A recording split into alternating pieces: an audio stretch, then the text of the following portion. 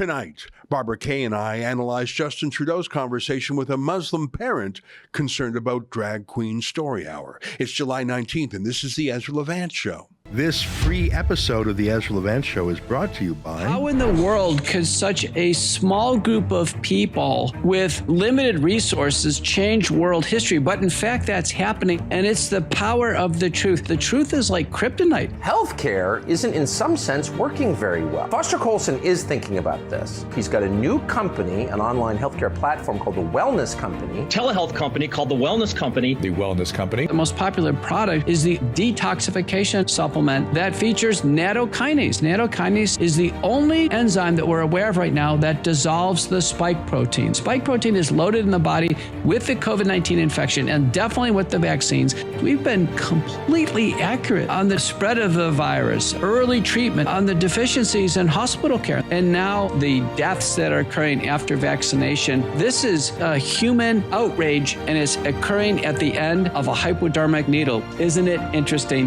Natural substances combating this man-made disaster.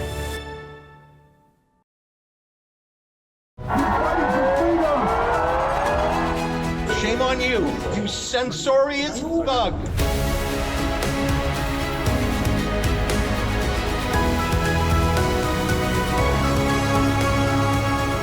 For a generation, gay rights has increased in popularity, even amongst traditionally conservative or Republican voters. What I mean by that is equality before the law, benefits at work, gay marriage, even gay adoption. Every year, the numbers keep creeping up 1% or 2%.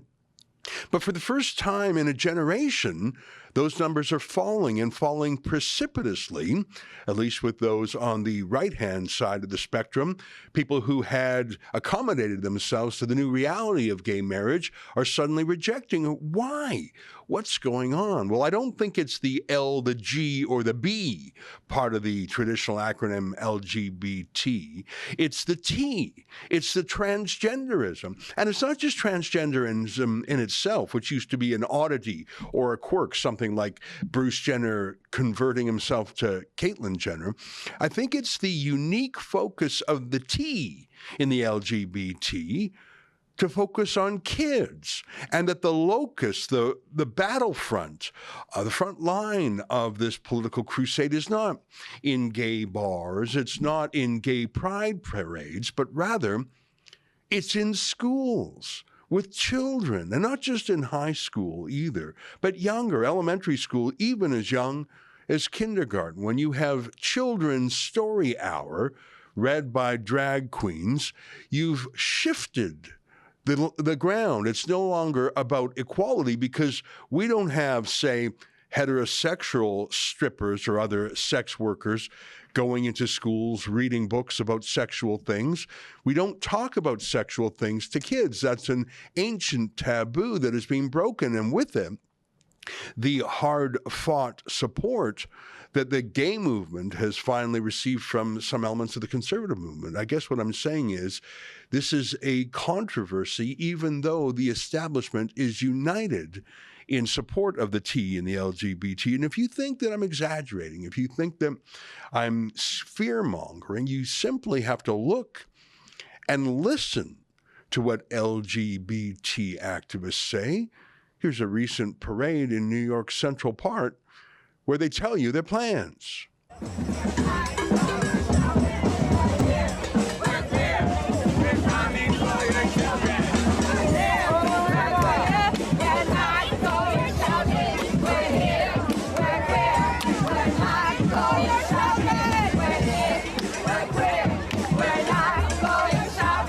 Well, what is happening in response to the sexualization of children? Joining us now to talk about it is our friend Barbara Kay, columnist for the Epoch Times and other places, and co-author of a book on transgenderism and what it's doing to women's sports called Unsporting. Barbara, great to see you again. Lovely to be here, Ezra. Thanks for having me. You know, I think that the conservative movement had made its peace with gay rights. And even Christian conservatives, I think, if there was a moral battle to be fought, I don't think it was on gay rights in general or even gay marriage, But I think that the sexualization of children and the deliberate keeping that away from parents, I think that's a bridge too far, not just for conservatives, but I think for severely normal people who don't even consider themselves political. What do you think? Well, I think you're quite right that the T and the Q, which are now interchangeable, because the transgender movement is a function of, it's a subset of the queer movement. Yes, they definitely have in mind to normalize sexuality that no traditional-minded person would ever sanction. And they are definitely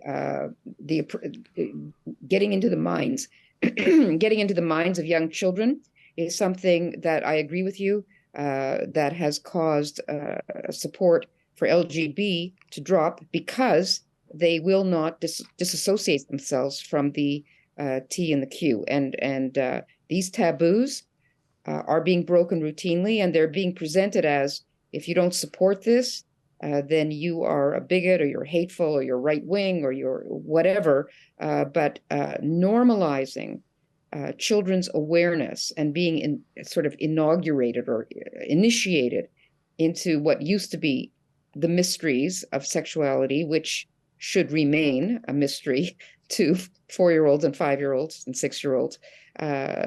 They consider it they frame it in tropes of it's a child's right to know. It's a child's right to know about sexual pleasure.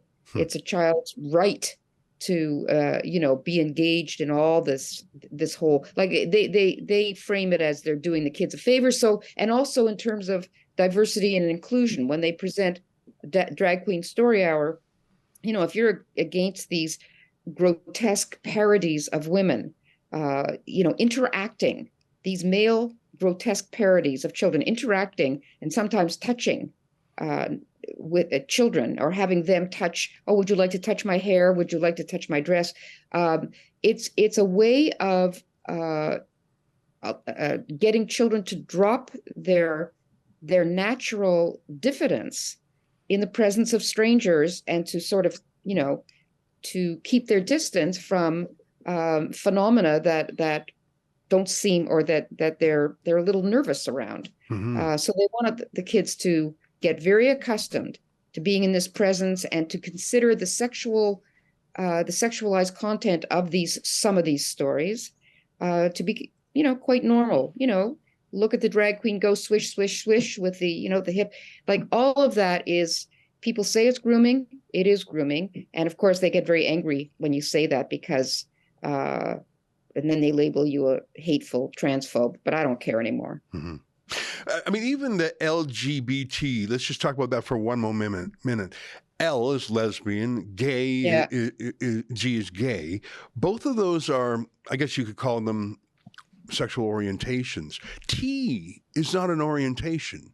T is transgender. It's how you express how you look and what you call yourself. It's got nothing to do with your sexuality, actually. I remember when Ontario said there are now 6 genders, and I challenged people, and by the way, this is the law under Doug Ford, the Conservative Premier, and I challenge everyone to name me the 6 genders. Gay is not a gender. Homosexual, gay, lesbian, those are not genders. It's just such they're all sex related. They're all biology related. And now comes along queer and transgender, which are theories that have to do with gender mysticism, I call it, because it's like, your true self, and it's totally unrelated to sex, and so it's the exact opposite of what LGB strived for, which was to have their biology rooted sexuality endorsed as normal, and they got that. Now you've got Q and T demanding that we endorse stuff that we don't consider normal, and we also consider anti or opposed to the rights of women and gays and lesbians, because some of their theories actively conflict with the very, with biological certainties that are at the root of the rest of us. You know, the other day I heard a speech by Dennis Kavanagh of the London-based Gay Men's Network. He said that the whole transgender movement is anti-gay. He said it was a war on gay men. Mm-hmm. He said, you don't even hear about gay rights anymore. Or he said that gay men are now put on a track to be carved up physically. That it's to take everyone who is either gay or lesbian or confused. And sometimes when you're a teenager, it's a confusing time. You got to sort things. Are you a tomboy? Are you a little effeminate? You're figuring things out. It's tough to be a kid. Puberty's tough. And what he said, and I had never heard it put that way before so forcefully, is instead of letting people be confused or be a tomboy or even being gay or whatever, you're taking them and you're doing irreversible medical things to them. And he called it a war on gay men, a war on young gay people. I had never heard it expressed that way before, but he's right. You never hear about gay rights anymore. Maybe it's because in law and in society, gay rights have been achieved, I suppose. But he saw it as not just an interesting add-on, LGB and T. He thought that the T was a threat to the G. But I think it's also, it is. It is. I agree that it is an assault on gay men because they fasten their attention a lot on effeminate boys, most of whom would grow up to be gay if they're left alone. And they encourage them to think of themselves as maybe, they're in the wrong body and they really want to be girls.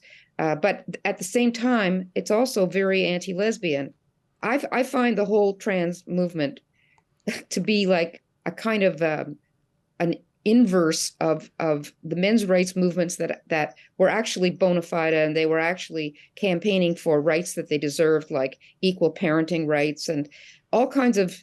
They were upright men, good men, and I supported those movements. But now we have a movement of men that really don't like women because they want to be women. They know they're not women.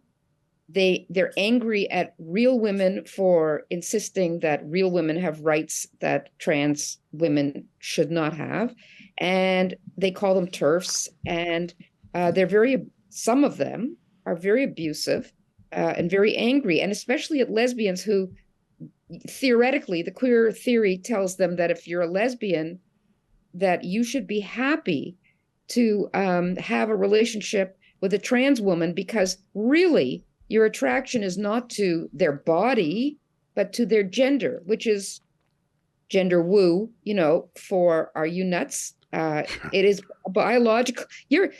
Lesbians are lesbians because they are attracted to women's bodies. It couldn't be more clear. But then they get angry at they have a delusion. They have this fantasy. They want everybody to assent and affirm their delusion. The people that won't do it are, naturally they're transphobic. All I can say is dress how you want, the same as J.K. Rowling. Dress how you want, sleep with who you want, live your life. But don't compel me or any lesbian or any gay person to enter into your fantasy that gayness or lesbianism is about gender rather than sex. And I think that most people were that live and let live.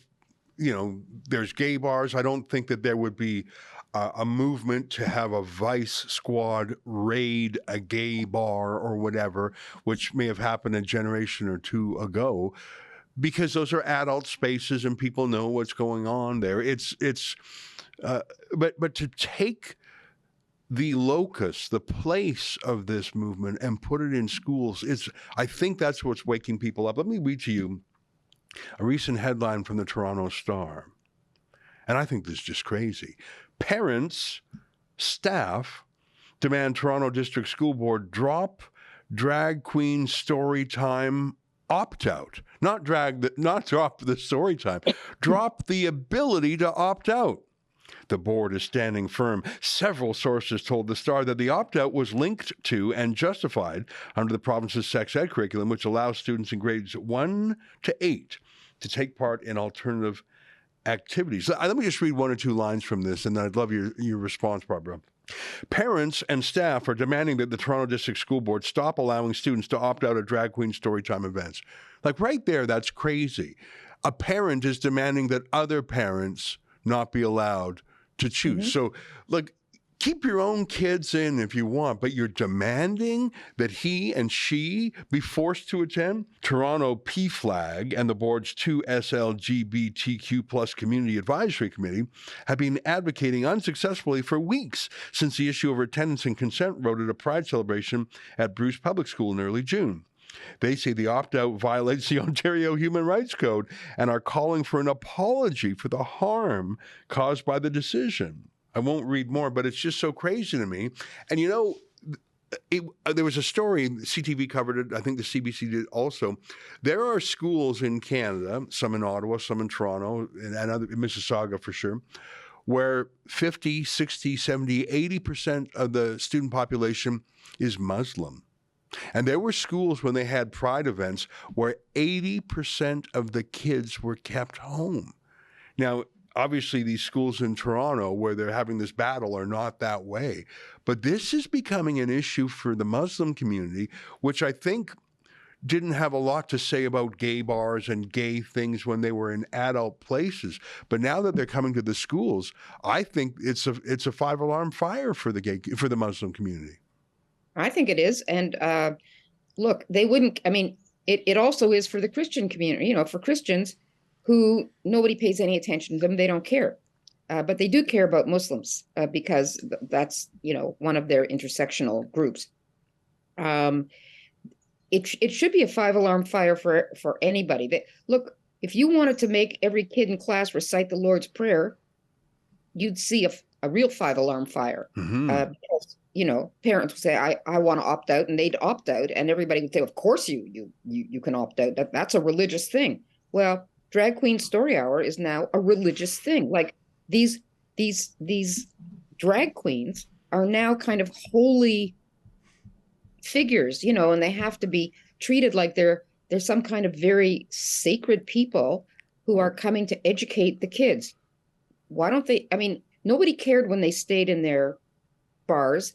Drag queens have a very raunchy, very sex-laden brand, and suddenly they're just harmless, you know. Like, why? What is this fascination with these drag queens? I know. I think I know what it is, but not to let parents opt out from it when they are obviously associated with sexuality of an extremely specific kind. We're in La La Land on this issue. You know, 60 years ago, Bob Hope told a joke, and it was really funny at the time. I don't know if you ever heard of it. He said, it's now, homosexuality is now legal in California, he said. He said, I want to leave before it becomes mandatory. I mean, that's sort of a Bob Hope type joke, a little bit dry, a little bit corny. And in the 60s, that was actually funny and a little edgy, but also gay friendly. But that joke is not a joke anymore. You cannot opt out. You can't take your kids. A drag queen is coming to school. There's nothing educational about a drag queen. It's a sexualization of children. And no, you cannot leave. It's mandatory. You mentioned the holy status of these. Basically, they're strippers. I mean, take the gender out of it. Would you be fine if strippers were coming to say, hey, let's twerk. Let me show you how I use my stripper pole. People would say, what are you doing? Why are you sexualizing children? But because they have, you know, because it's in the name of queer as opposed to heterosexual, it's you're right. It's become like a but you mentioned thing. You mentioned the word twerk, which recalls to me there is a drag queen. I forget the name he goes by, and his routine is he does a whole shtick in front of the kids, teaching them how to twerk, and he reads a story to them. I think that he wrote, maybe, I don't know, about an Olympic twerker. And what is a twerker? And he shows, he demonstrates, like he's dressed up, of course, like a, you know, And he sort of does the twerking motion. He says, look, you just make your bum go up and down like this. Well, twerking is an action that simulates sexual intercourse. And he's laughing and doing twerk, twerk, twerk, and encouraging the kids to imitate him.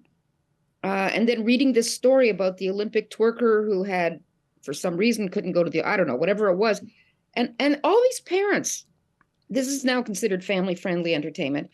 And these parents, I think I saw the audience for that one. There were parents there laughing, clapping.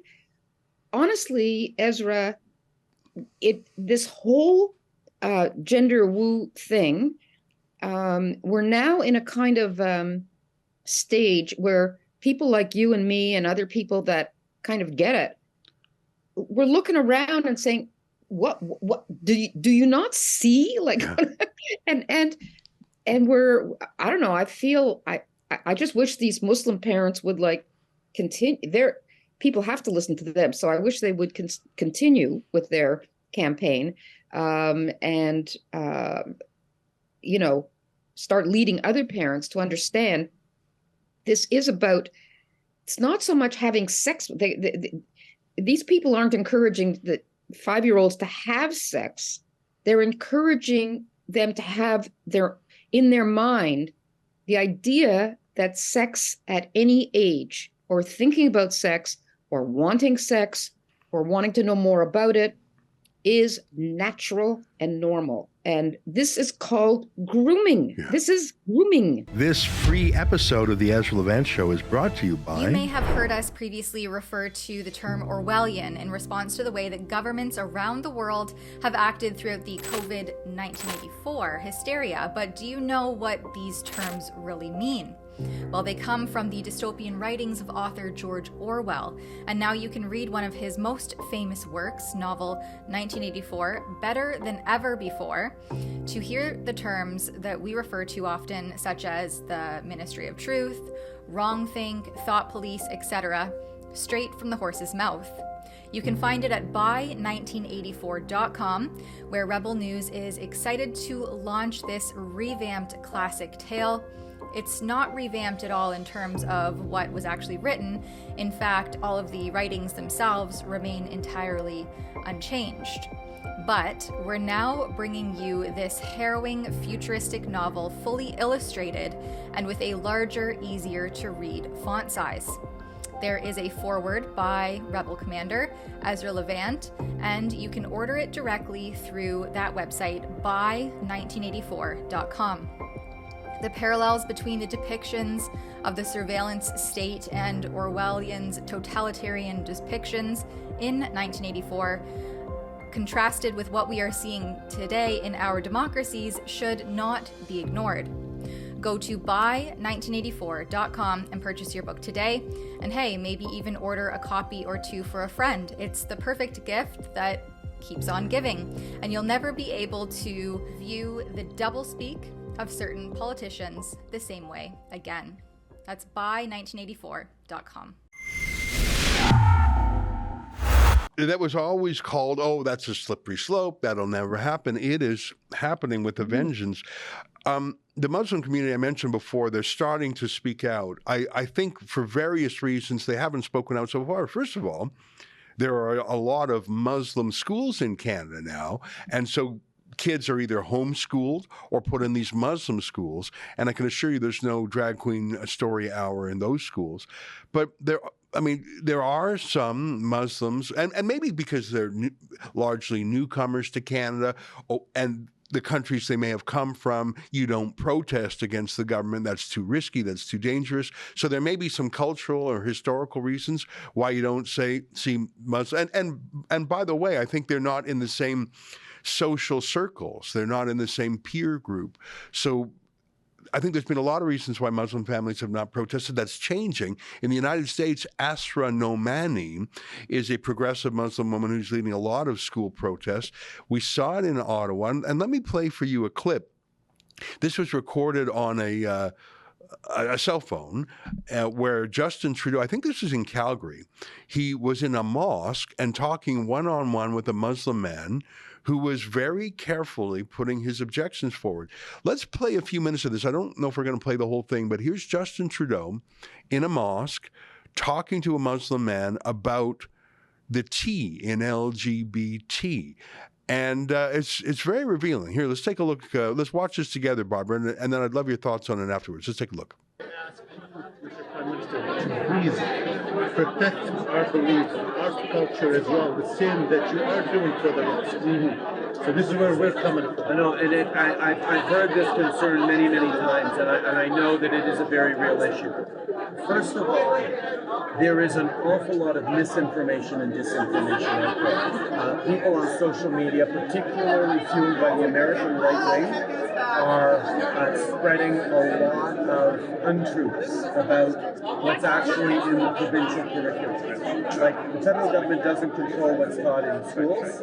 That's the provincial government that controls what's taught in schools. So that's not something that is directly on the federal government. But at the same time, the federal government is unequivocal about standing up for everyone's rights and freedoms. And the highest expression of parental rights is, of course, the safety and well-being of the child.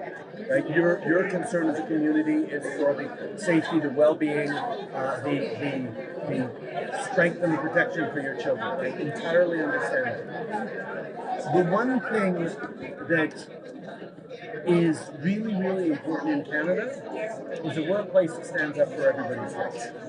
And certainly when it comes to the Muslim community, this government has, well, we were the government that pushed back against the Conservatives that made a political campaign against the niqab, that brought in a snitch line against Muslims. The Islamophobia pushed by the previous Conservative government in a whole bunch of different ways was something that we always stood against. Now, this government has been and will always be the strongest ally to all minority communities, including particularly Muslims, who have faced terrible violence. And when you look at the black Muslim women in Edmonton who are attacked, there is a run of Islamophobia we absolutely have to stand against. The issue, though, is that the Charter of Rights and Freedoms that protects your religion, that gives you the freedom of religion, that allows you to fully participate in the society, give you all protections, protects all minorities as well. And it's not a buffet. You can't pick the protections you want out of the Charter and leave aside others.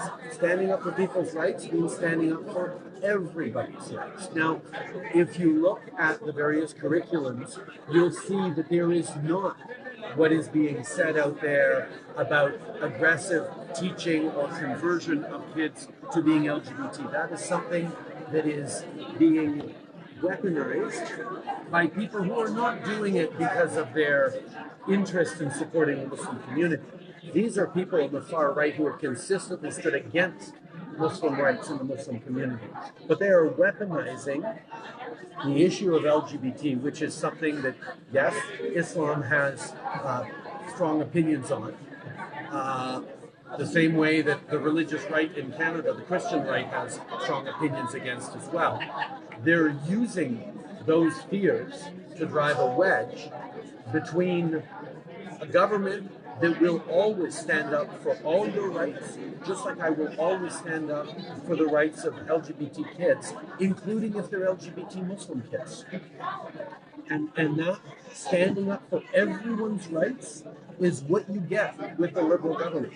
We're going to defend your rights, even when you disagree with us defending other people's rights. And how we work to get along as a country and listen to each other and prevent people from activating baseless fears around lies and around, as you said, scaring your parents into what's actually being taught.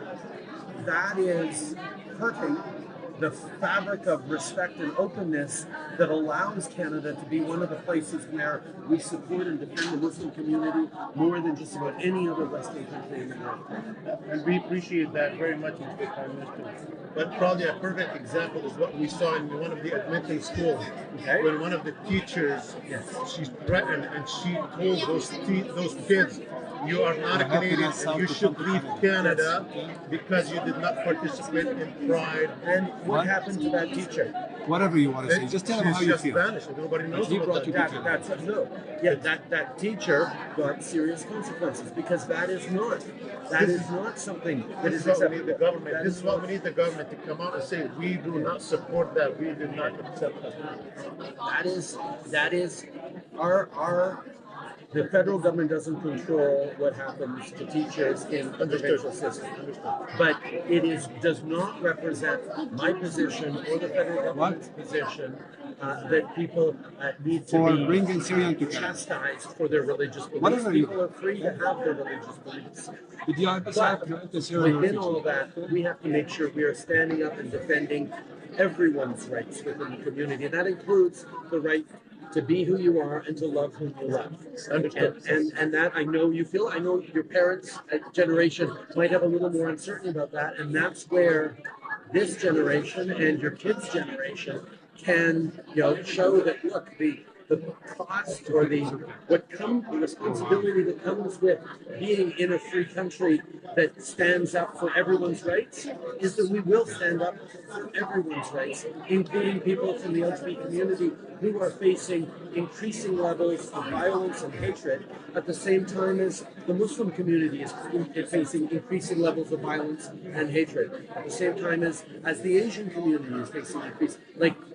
The world is going in the wrong direction, and one thing we don't need right now is for communities that are facing hatred to start turning on each other rather than figure out how to support each other, how to listen, how to understand each other and work together. That's what Canada is. And it's not easy, and it causes clashes in cultures. But when it comes right down to it, the ability to stand up for everyone's rights is what leaves Canada the freest and the most successful country on earth. Appreciate that. Prime Minister. Thank you. Prime Minister. That was a pretty good automatic transcript that came on the TikTok screen there. It wasn't perfect.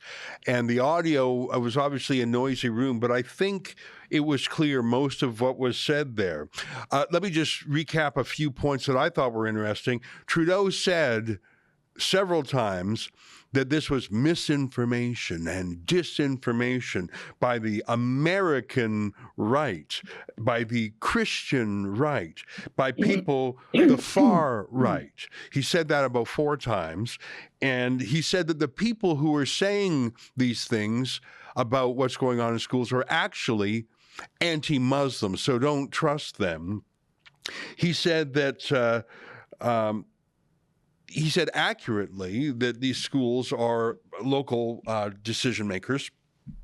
In Canada, schools are not run by the feds, but you could see he has a lot to say about defending LGBTQ rights, and he's implying, I think, he didn't actually ever deal with the issue other than repeating about 20 times, we protect everyone's rights. Well, what rights is he talking about?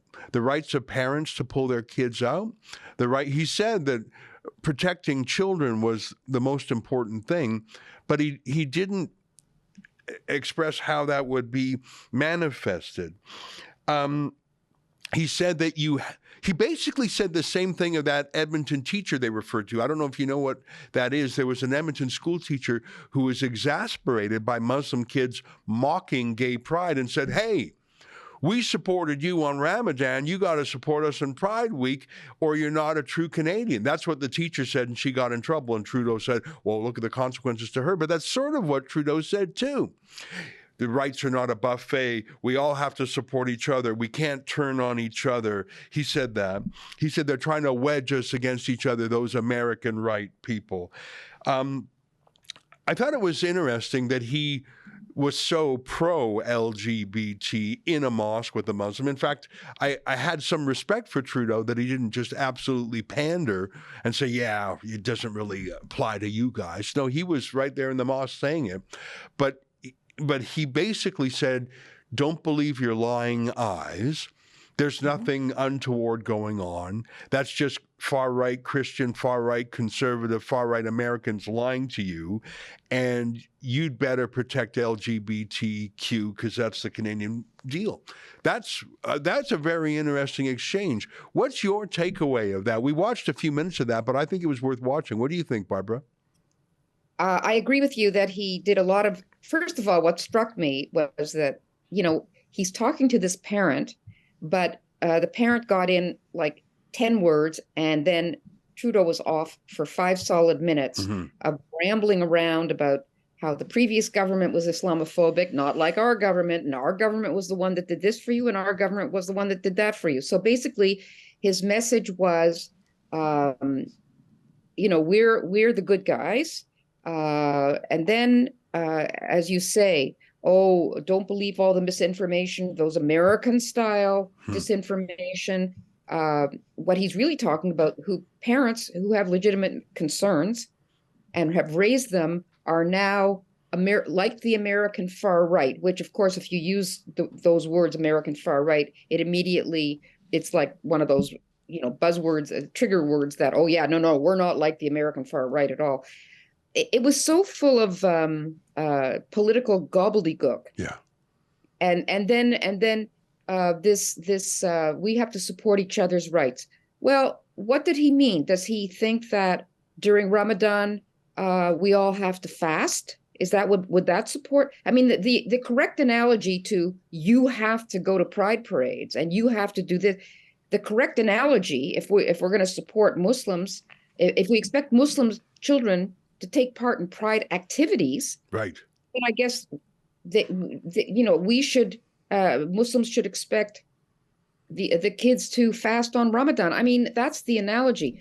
Support for Ramadan only means, yeah, you have the right to have your customs and your rituals, and we support that.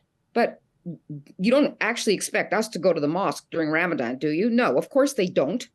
But that's not what Pride is asking of these children.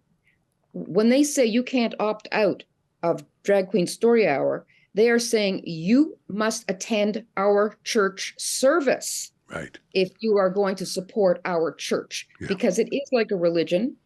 So I don't see any analogy between what's going on in the schools and how Muslims should understand that the rights are equal, that their rights are being respected, and therefore they have to. No, I think the ask is very, very different, and he didn't even get near that. He didn't. Yeah, you make the point that's the largest point is it was not a conversation.